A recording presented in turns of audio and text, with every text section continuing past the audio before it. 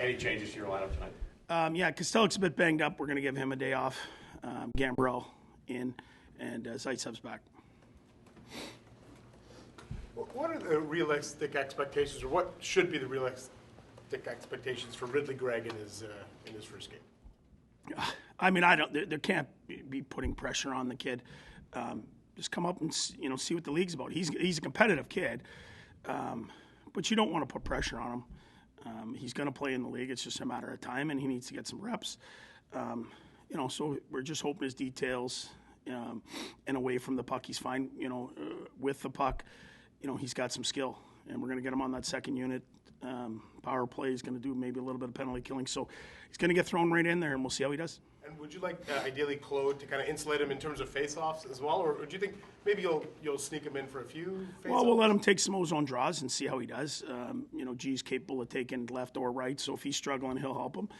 But you want to give him a crack at it. What kind of words do you tell a player who's getting their first start in the NHL? You know what? Everyone's different. You can tell some guys look nervous, whatever. He doesn't look nervous. He's a hockey player. He just goes and does his thing. So it's good his dad's here. His parents are here, and his dad was here this morning. And it's an exciting time for him. So probably less is more. Just get out there and play. Get that first shift over with and get playing hockey.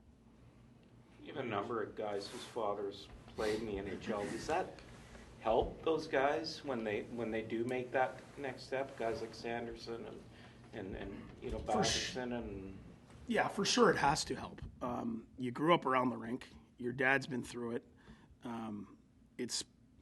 They can give you the advice because they've gone through the same thing, their first game, whatever. How many kids get to say that, really? I mean, and it's more and more hockey players' sons that are playing, in the NHL. It's because you're around it your whole life.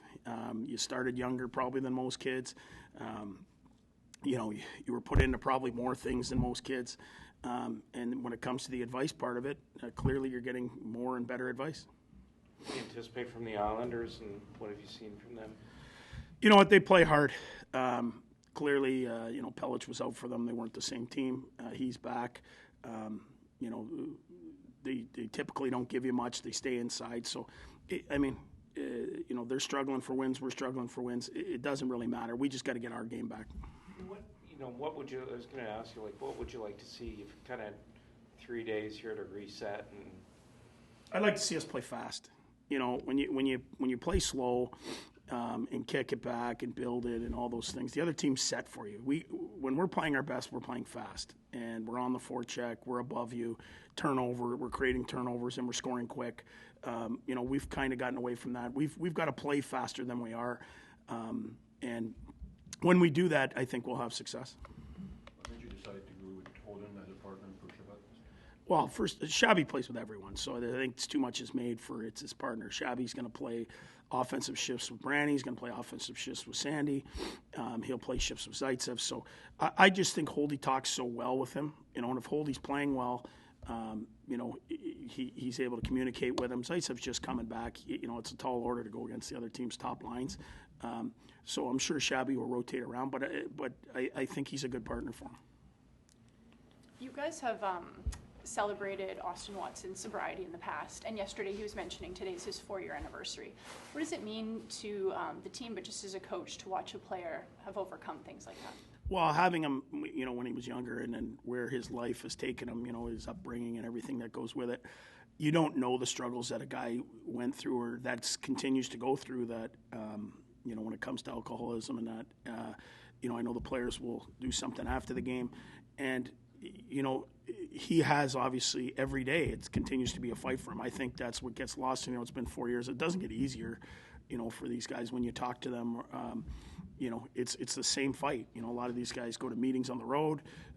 There's things they do that continue, and these are high stress environments that easily could get you back into a bad situation. And there's so much help now in the NHL. The NHL's done such a good job with it, with the people to talk to or programs and what have you. But the high stress of this job is clearly makes what he's doing even be more successful, I'd say. Coach, I just wanted to ask you what Travis Hamonic has meant to the development of Jake Sanderson. It allows Jake to just see things in a big picture rather than game by game. Hammers done everything from, turning it over, costing games when he was a kid, to winning the game and all these things. I think part of development is just a big piece. At the end of the day is, over time you get that consistency and you learn how to play, and that's what Hammer's brought to him. Just little things here and there, but he's always got his back, and he's always positive with him, and it's positive reinforcement, and it's if you make a mistake, let's do this. And for a young kid, it's invaluable to have an older guy that's been around the league that teaches you the ins and outs, and only Sandy would be able to tell you later in his career what a guy like Hamonic did for his career. Right now, he's not seeing, he knows he's helping him, but when he gets 25, he's going to look back and say, this guy really helped me become a real good pro. Coach, I'd like to hear you about, in this difficult season, the leadership that Claude Giroux and Derek Brassard can have, or maybe are trying to have. Well, there's always ups and downs in a season, and we've gone through some good and some bad here. On the injury front, on the wins and losses front. I think the one thing about Claude is he stays even keel. He's been on really good teams, he's been on average teams, and he's been on bad teams, and he understands, the group and what they need. He knows they're young. And when you say the core group, when you think they're ready to play against all these guys, you realize just how young they are. When you look at some of the best teams in the league, their best guys are 26, 27, 28. These guys are still, Timmy's 20. Brady's just turned 23.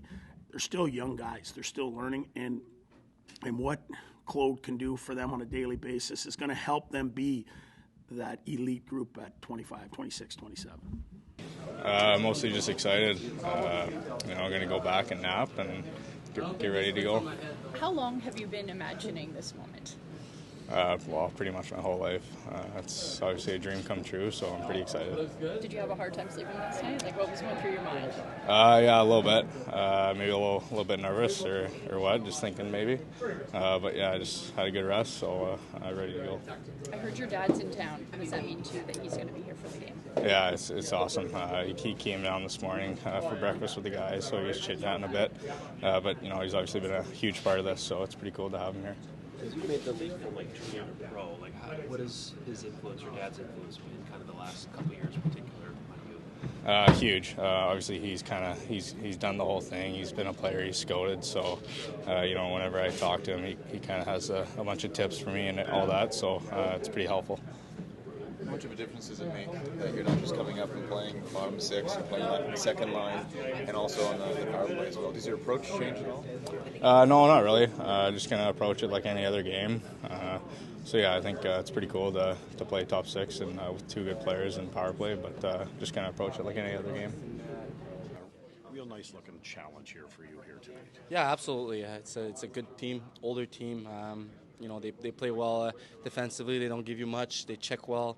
They have some dynamic players, some good goalies, and solid Ds. So definitely a good challenge for us. And I think going back and playing with a little bit more speed is gonna help us against that team. So we're excited for it. You look at this as a real good opportunity for yourself, getting bumped up in the lineup. Yeah, I mean, haven't played a lot of hockey in the last 7-8 weeks, and obviously big opportunity for me in general, but for the team too. I think we're trying to find some chemistry here and there, and I think having three to four good lines that can score can definitely help that. And but yeah, definitely it's been fun to practicing with these two, and hopefully I can help these guys on the ice during the game. Matthew, you've been back for just over a week now. Just how have you felt your rhythm coming back into the game? Yeah, I'm not gonna lie. My first game was probably more about the excitement of playing back. Second game, my timing was probably a little bit more off than the first one. But yeah, I think my game is based on pace. It's based on speed and on playing hard and playing hard every shift. And I think I have done that so far. I think I can do it a little better, retrieving pucks and placing myself in better position to get the puck. But I think so far, I think my penalty kill job has been good, and I'm just trying to find some chemistry on 5-on-5. You mentioned you think you're a better player like the second half of the year. Why do you think your game tends to?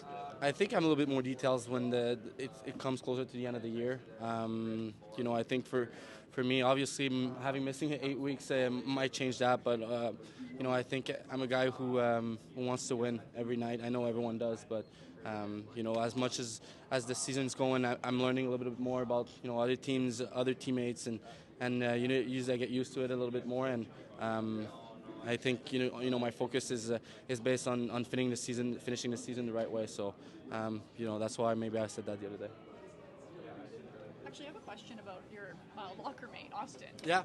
He's been really open about his sobriety, and I'm curious what it means as a teammate to watch somebody celebrate 4 years of that. Yeah, I didn't know that until 3 minutes going on the ice today, and some of the guys came and hugged him. I did the same thing. I think it's awesome. Definitely a big part of our team, obviously, and great guy to have in the locker room. And Waddy, and I can't really imagine going.